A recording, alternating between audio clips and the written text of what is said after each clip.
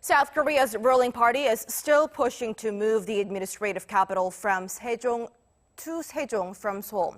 Now, members of the party's special task force in charge of renewing the decade-old plan will be heading down to Sejong this morning for an on-field inspection.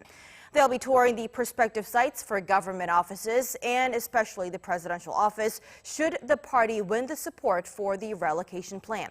The party hopes a move, if approved, will cool an overheated housing market, but many still question the feasibility of that. Our Kyung-eun explains. Back in 2002, the South Korean government proposed a special act for creating a new administrative capital.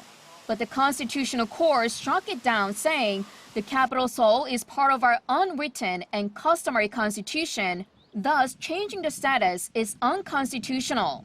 That instead led to the construction of an administrative city, Sejong, but only some of the government institutions were moved there.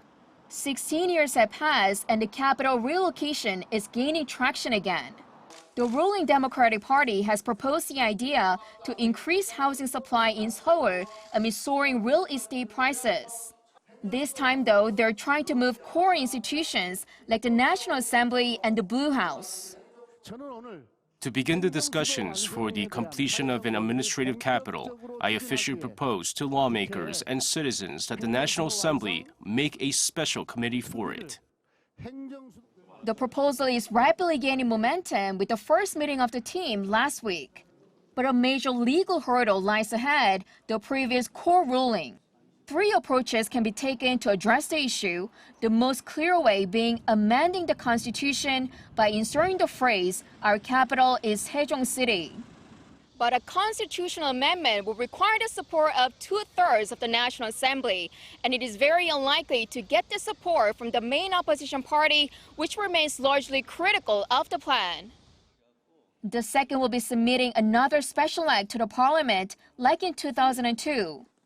There were a lot of criticism regarding the previous ruling that it's wrong constitutional interpretation, the customary constitution rationale. Maybe the ruling party believes the current court would make a different decision, but it's unlikely to do so because they have to keep the precedence of unconstitutionality. Another idea is to hold a national referendum asking the public to decide. The latest national poll shows opinions are largely split over the issue.